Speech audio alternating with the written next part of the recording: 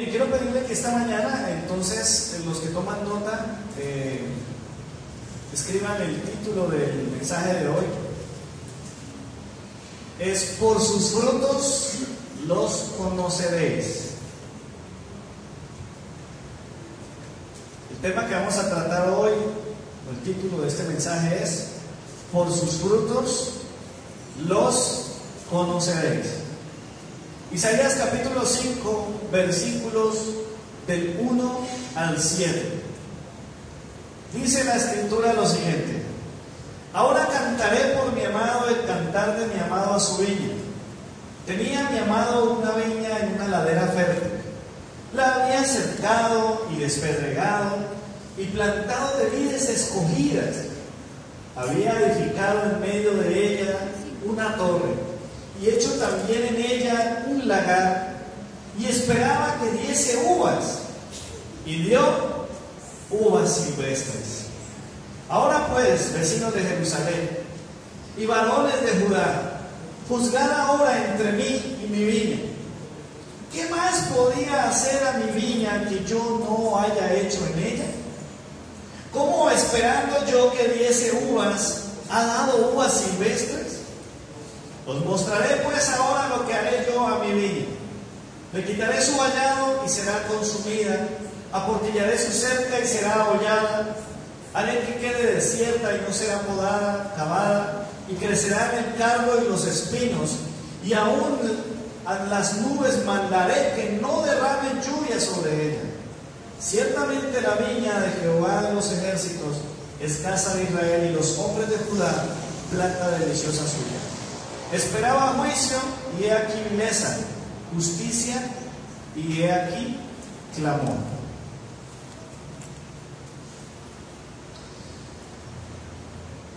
Para la mente de algunos cristianos o algunos creyentes, con relación al mensaje de la Biblia,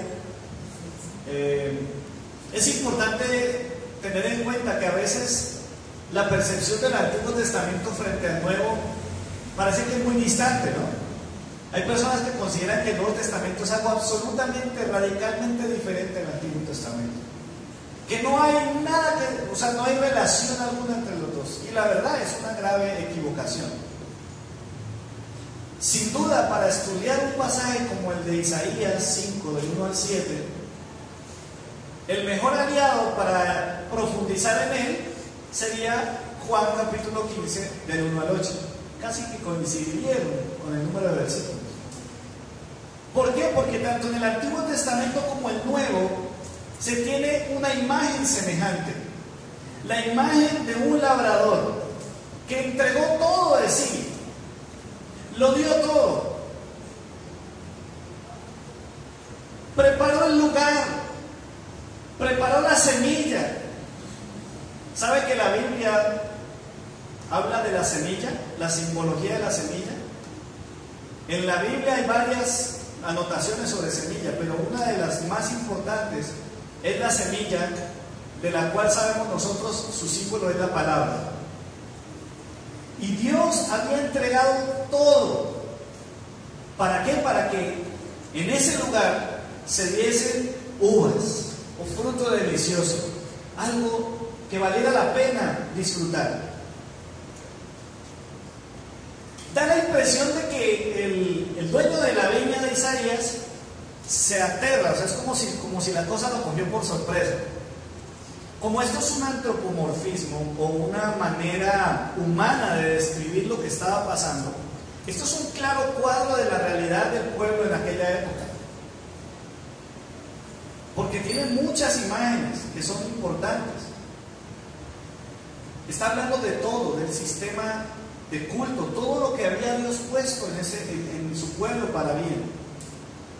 Y después de tanto trabajo, Dios tiene una expectativa: es encontrar el fruto que Él quería encontrar. ¿Y qué halló? Dice el texto: halló uvas silvestres.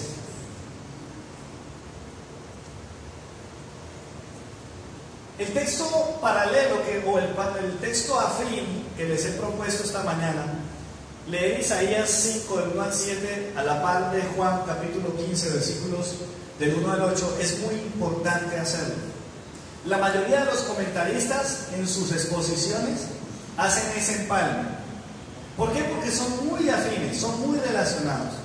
Ahora, si usted nota en el Evangelio de Juan, hay 5 capítulos que tienen que ver con esa experiencia de Jesús preparándose ya para entregar su vida en la cruz del Calvario. Capítulos 13, 14, 15, 16 y 17 son un paquete de 5 capítulos en los cuales el Señor se acerca de una manera muy especial a sus discípulos. Poco antes de ser traicionado, arrestado y crucificado, el Señor tiene esos espacios importantes con Él. Esos momentos son sumamente importantes. Y curiosamente, el capítulo 15 queda en la mitad. 13, 14, 15, 16 y 17. En el corazón, en el centro de la conversación que Jesús tiene con sus discípulos, en esos últimos momentos, aparece esta enseñanza central. La garantía de que lo que Jesús había venido a hacer continuara haciéndose dependía de esta enseñanza. Por supuesto, más adelante lo vemos a Él orando. En el capítulo 13 lo vemos sirviendo. El Señor está haciendo un proceso muy especial. Las palabras de Jesús a sus amados, a quienes sirvió lavando sus pies, en el capítulo 13, a quienes le dio la esperanza de la venida del Espíritu Santo, en el capítulo 14, el Espíritu que sería el que les seguiría enseñando, aquel que no los dejaría solos. Esas palabras fueron entregadas a los discípulos y serían básicamente la clave de cómo uno podía saber quién era y quién no era discípulo. Es algo así como la graduación. Usted tiene un estudio formal, pero usted no puede decir que está titulado o graduado hasta que sea graduado, ¿sí o no? Aquí no se vale decir que tiene 6 semestres en la San Marino, ¿cierto? Hasta que usted no tiene su título acreditado, certificado, cabalmente firmado, usted está claro, formado, capacitado, incluso pocas horas antes de la ceremonia. Pero todo se formaliza en un momento determinado. El énfasis del versículo 8, por favor, vamos a Juan 15. No puede ser tomado a la ligera. San Juan capítulo 15, versículo 8, tiene un énfasis contundente. El maestro que dice en el capítulo 13, le dice: ustedes me llaman Señor y Maestro y hacen bien, porque ejemplo les he dado para que hagan lo que yo hice con ustedes, hablando del servicio. El maestro está terminando sus últimas palabras entre los discípulos, sus últimas lecciones, y llega el tiempo de poner a prueba el examen final, la clave final. Versículo 8 de Juan capítulo 15 dice: en esto es glorificado mi Padre. ¿En qué? En que llevéis mucho fruto y seáis así mis discípulos. Básicamente, este texto nos está diciendo que no podemos pretender ser discípulos del Señor sin fruto. El labrador que apareció en Isaías 5, que en ese momento quedó triste porque encontró algo que él no quería encontrar en su viña, ahora está plantando nuevamente. Jesús acaba de decir: yo soy la vid verdadera y mi Padre es el labrador. La cosecha, esta nueva cosecha que está esperando Dios, tiene las mismas expectativas de Isaías capítulo 5.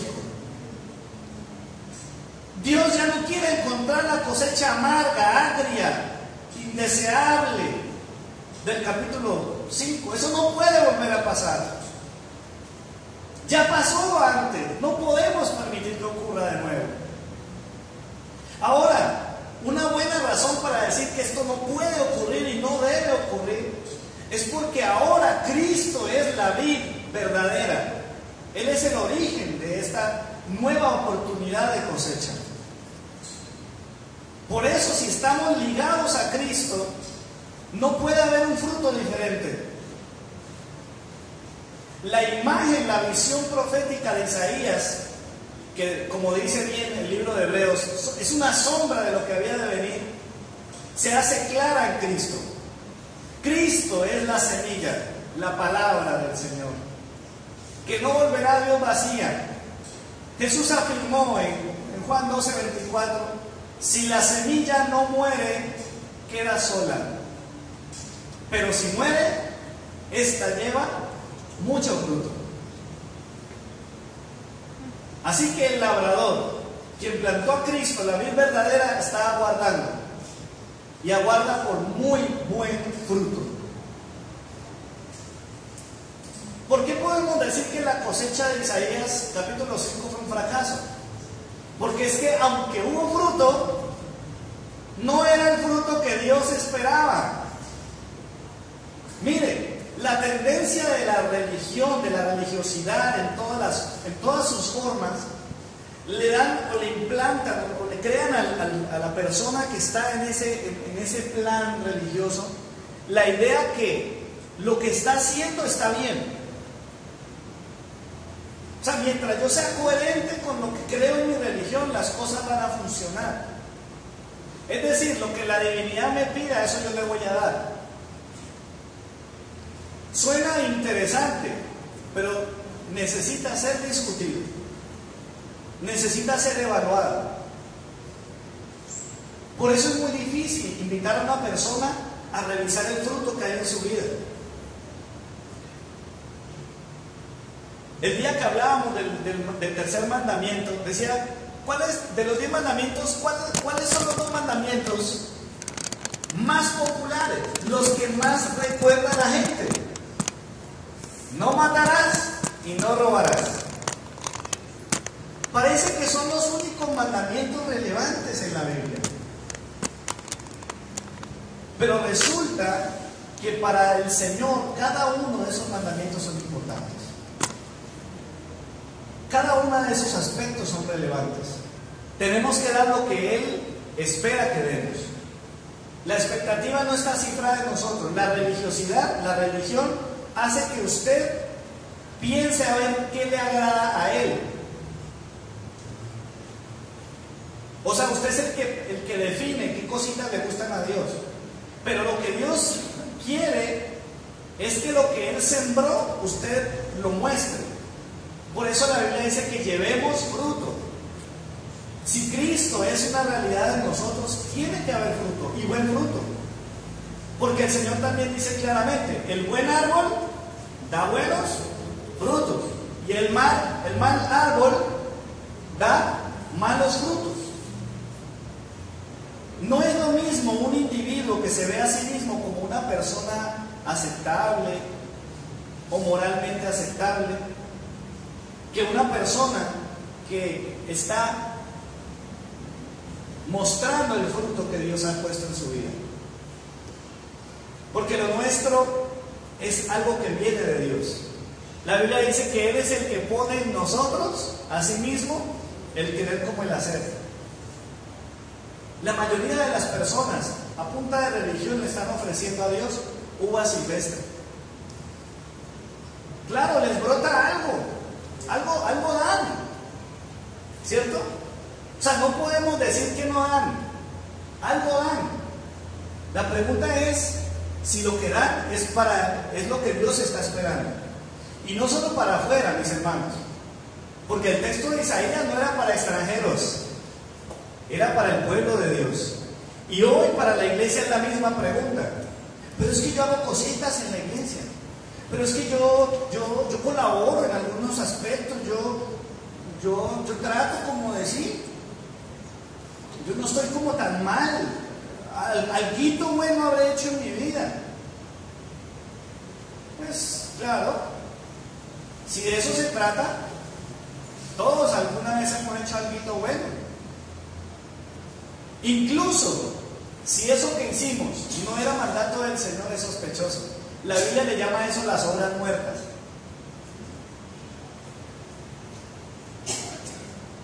En la Biblia hay un texto muy tremendo.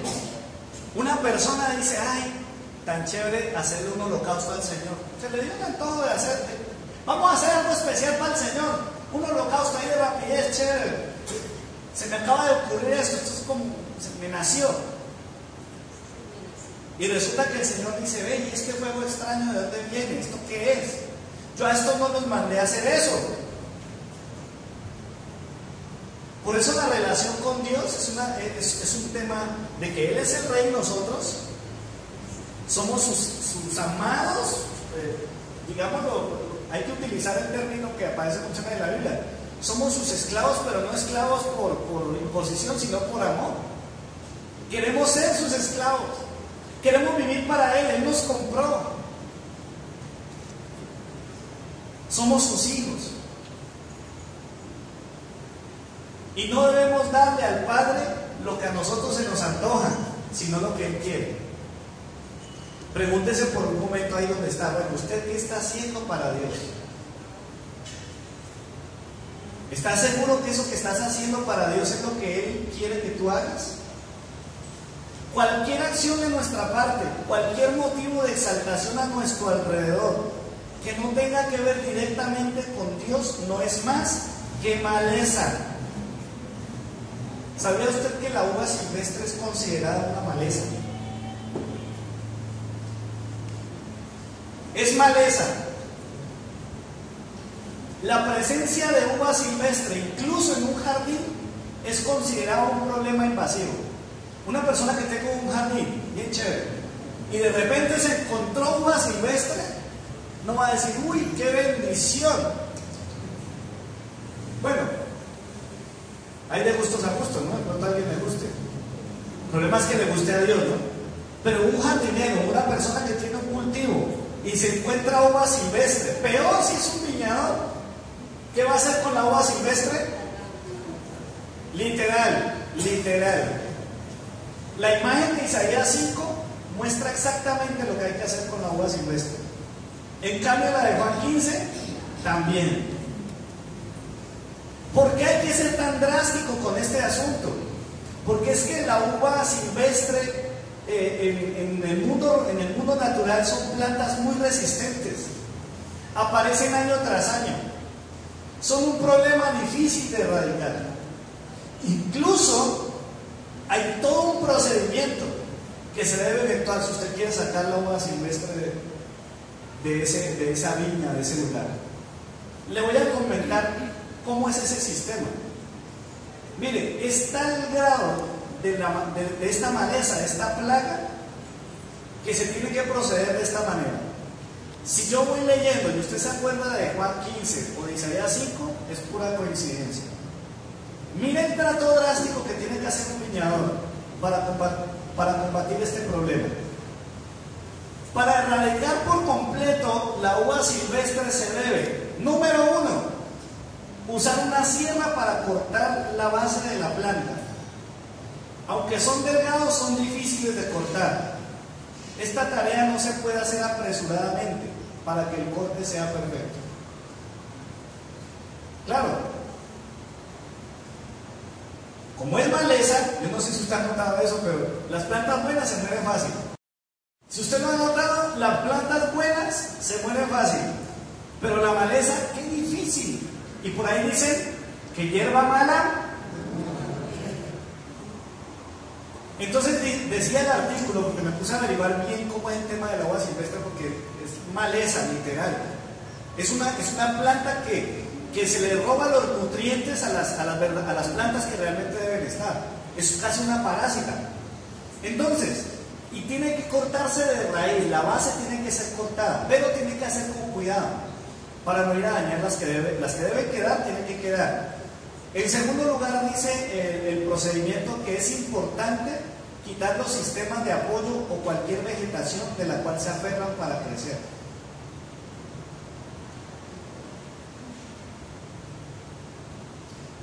Qué bueno que esa es la tarea del labrador. Amén. En el mundo espiritual, en el ambiente de la iglesia, hablando a nivel general, no solo de esta, de alguna manera Dios hace este proceso. Es importante, dice el segundo paso, quitar los sistemas de apoyo de cualquier vegetación de la cual se aferran para crecer, porque ellas por sí solas no lo consiguen. De alguna manera hay que quitarles el apoyo. Y decía el artículo que tiene que armarse de paciencia, porque se enredan y son bien difíciles de quitar. Toca coger con cuidado para poderlas sacar. Es más fácil sembrar, es más fácil ver crecer una uva silvestre que ver crecer una uva real. Tercero, es necesario quemar radicalmente todo lo relacionado con la uva silvestre. Escuche bien esto. Como la uva silvestre es una maleza, y eso fue lo que encontró el Señor en Isaías 5, y es lo que Dios no quiere encontrar según Juan 15, dice que es necesario quemar radicalmente todo lo relacionado con la uva silvestre. Es decir, el palo como tal, la viña como tal, las flores, el fruto, todo. Porque si no se hace así, ¿sabe qué pasa? Es increíble. Ellas vuelven y salen. Ellas vuelven a aparecer. Si usted no las quema bien quemadas, decían incluso que es conveniente coger un tarro metálico y quemarlas allí, y si se puede echarle combustible más, o sea, mejor dicho. En cuarto lugar, se aplica herbicida. ¿Qué es un herbicida? Un producto que impide el desarrollo de hierbas perjudiciales. Prácticamente es un asesino de hierbas de maleza. Y miren, dice que ese herbicida se tiene que aplicar sobre la base de la vid de la uva. ¿Para qué? Para que no vuelva a aparecer la uva silvestre. O sea, el herbicida no ataca la planta, la buena planta no la ataca. Eso es algo interesante. La buena planta no es afectada por el herbicida ataca a la maleza. Tiene que ser así. Y en quinto lugar, este me llamó muchísimo la atención y me recordó el texto de Isaías, donde Dios dice que no va a mandar lluvia. Yo decía, Dios es capaz de hacer lo que Él quiera con tal de que esta mala hierba no crezca. En quinto lugar dice, es importante colocar sobre la zona donde estuvo la uva silvestre una lona o tela que impida la llegada de los rayos del sol a lo que haya quedado para asegurar su muerte. Todos sabemos que una planta sin sol se muere, ¿verdad? Dicen los expertos que aún cuando usted ya haya hecho todo el proceso anterior, trate de buscarse una lona, una tela bien tupida y póngasela encima. ¿Para qué? Para que el sol no le llegue. Y así usted asegure que esa vaina no vuelva a aparecer más.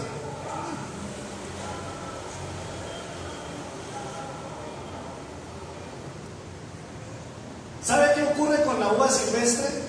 Lo mismo que ocurre con el trigo y la cizaña. Esa es otra figura. El Señor fue muy sabio en todo lo que habló. El trigo y la cizaña son muy parecidos. Alguien podría, de pronto un ojo experto, podría confundir lo mismo la uva de la uva silvestre. ¿La cizaña qué es? Usted la ve y parece una espiga de trigo. Pero cuando llega el tiempo de la cosecha, mientras que la espiga real se curva porque tiene fruto, ¿sí? La parte más alta, el penacho, ¿cómo le puede decir a eso? La espiga en la punta donde va el fruto, ella, la verdadera, se dobla porque está cargada de fruto. Pero la otra es casi hueca. No tiene nada por dentro, entonces es paradita. Solo hasta la cosecha se logra saber cuál es cuál.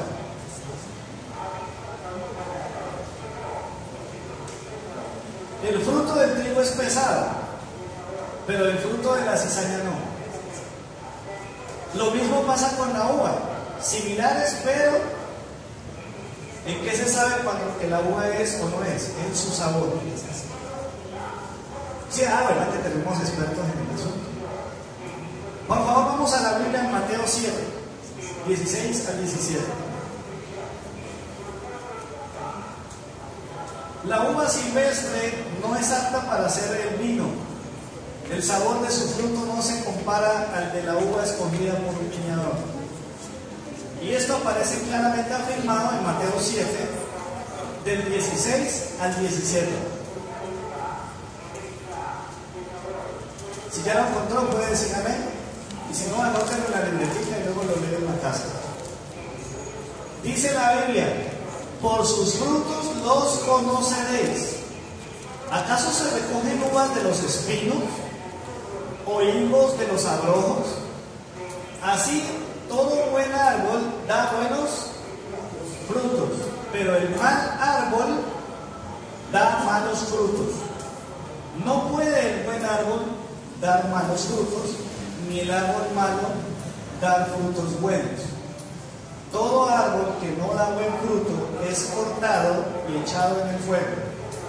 Así que, por sus frutos los conoceréis. Alguien podría decirle a uno, pero pastor, bueno, deme la clave, dígame al fin cómo es, qué es lo que hay que dar. Esa es la urgencia religiosa, ¿no? El ABC de cómo lograr las cosas. A mí no me pregunten, preguntémosle al Señor.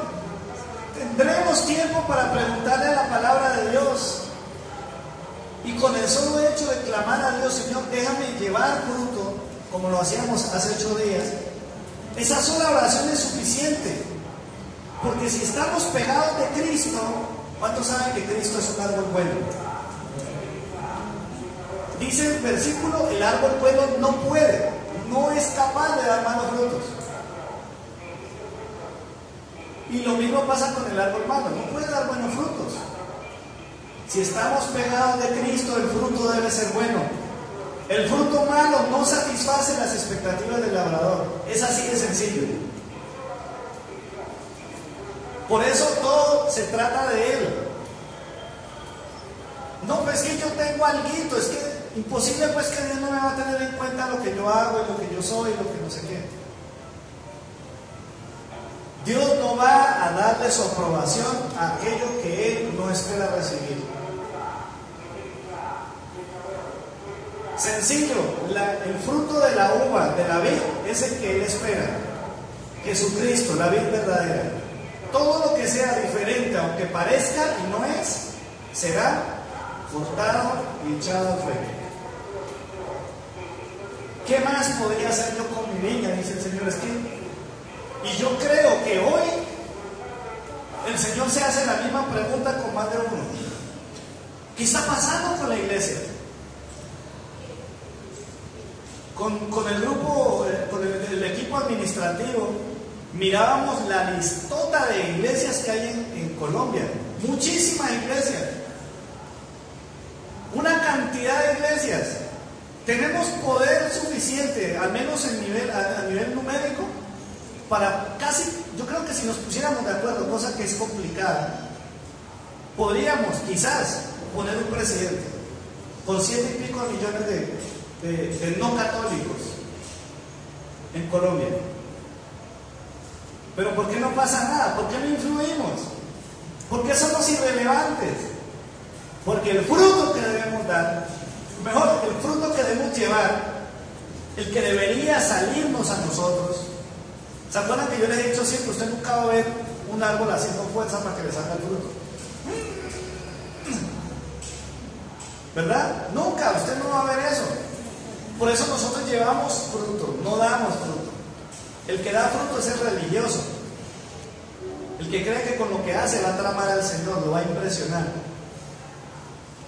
Nosotros llevamos el fruto que corre por dentro nuestro, porque permanecemos pegados a Cristo y su palabra fluye dentro de nosotros. Y hay más que decir. Por favor, ahora subir en Romanos 11.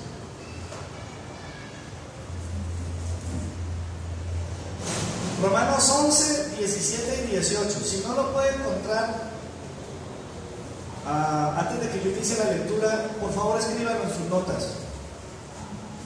Romanos 11, 17 al 18 dice lo siguiente: pues si algunas de las ramas fueron desgajadas y tú, siendo olivo silvestre, has sido injertado en lugar de ellas y has sido hecho participante de la raíz y de la rica savia del olivo, no te jactes contra las ramas, y si te jactas, sabe que no sustentas tú a la raíz, sino la raíz a ti. Ojalá pudiéramos un día sentarnos a explicar bien este pasaje, pero por tiempo podemos notar simplemente que la analogía sobre la vegetación, sobre el árbol y el fruto, continúa siendo vigente. Los judíos que rechazaron a Cristo son aquellos de los cuales Pablo está hablando. Son desgajados, han quedado por fuera, porque rechazaron a Cristo. Y nosotros hemos sido, no siendo judíos, nosotros fuimos ¿qué? Injertados. Y hacer una aclaración, cuidadito con picársela a loco, ¿no? Cuidado con empezar a ver mal a los que fueron desgajados. Nosotros no tenemos esa autorización de parte del Señor, porque nosotros mismos fuimos injertados y la raíz es la que nos sostiene a nosotros. Y la Biblia dice que Jesús es la raíz del linaje de David. La salvación que tenemos hoy. Fuimos creados y tomados por Dios para llevar fruto. El fruto que Él quiere que llevemos. Pregunta, ¿hay fruto en ti? Claro, otra vez vuelve la pregunta, pero ¿cuál es? ¿Cuál es? Nuestro instinto religioso quiere saber cuál es. ¿Cuál es la pregunta del examen? Usted se imagina que Dios, imaginándonos como esto fuera un tema de colegio, ¿no? O de universidad, ¿usted imagina que el profesor le dijera a los estudiantes: miren, estas son las 5 o las 10 preguntas del examen, estudienlas y nos vemos en la fecha del examen?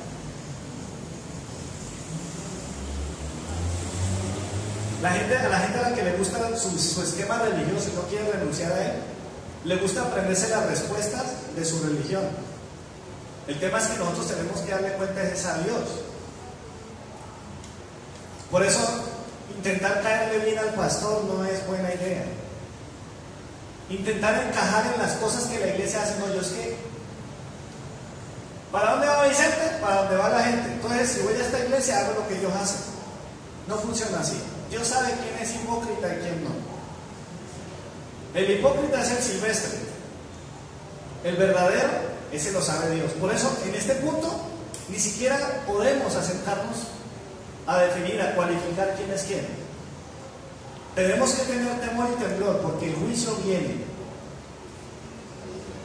Lo único que podemos hacer por ahora es hacer esto. Primero, humillarnos, someternos ante el Señor y pedirle que nuestra vida esté llena del fruto que Él espera.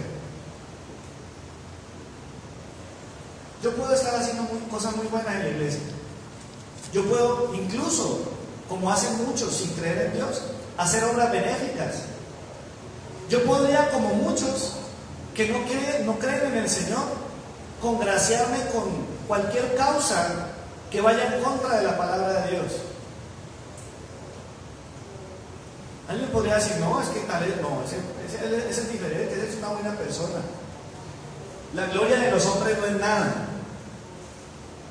El que se gloría, dice Pablo, gloríese en el Señor. Y lo segundo que podemos hacer es averiguar, pero con Él, en intimidad. Porque si no, lo hacemos en nuestras fuerzas. Nadie quiere intimidad. El instinto religioso no lo permite. Solo hasta que Cristo se hace vida en nosotros, empezamos a tener ese pálpito en nuestro corazón de: Señor, esto que estoy haciendo es lo que tú quieres que yo haga.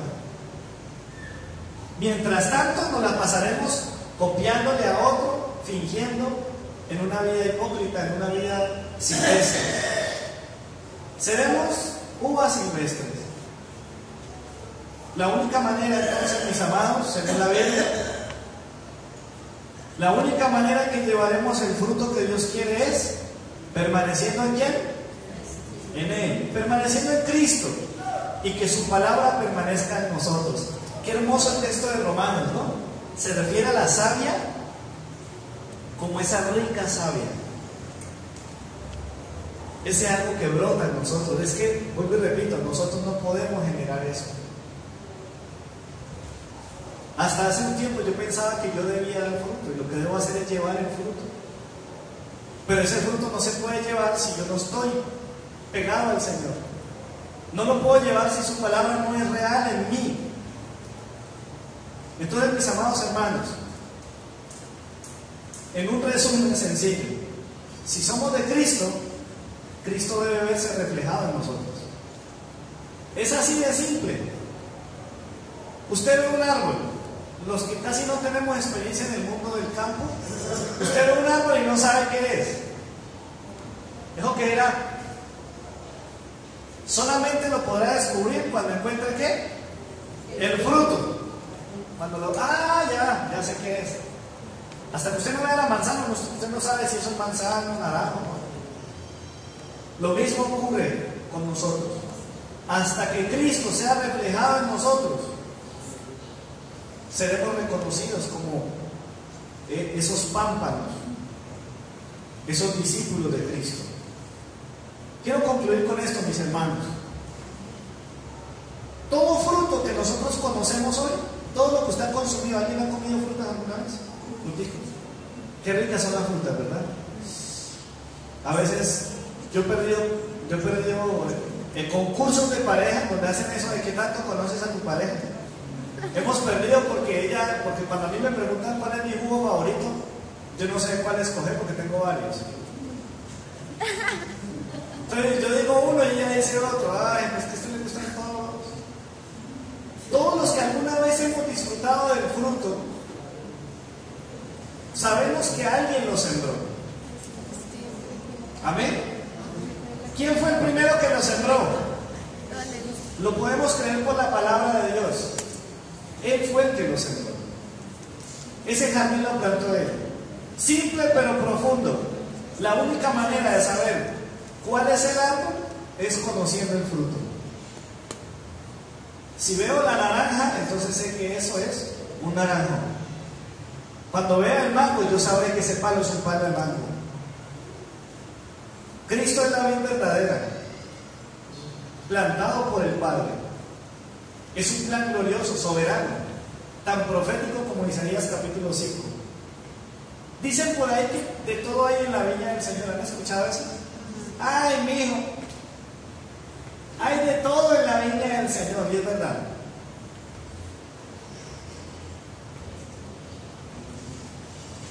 Pero Dios va a venir por lo que Él viene a buscar. Lamentablemente no podemos decir a ciencia cierta en donde hay solo uva. No podemos llegar a creernos tan jueces, tan increíblemente buenos como para asegurar que en tal sitio solo hay uva silvestre. Nos podemos llevar sorpresas.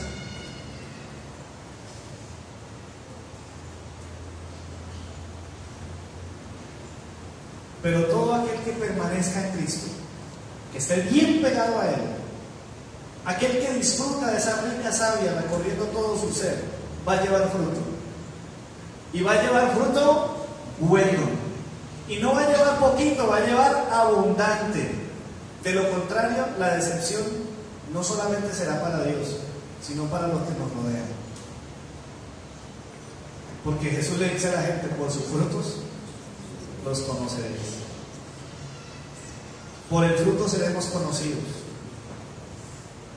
Los creyentes silvestres no tendrán parte en el reino de Dios.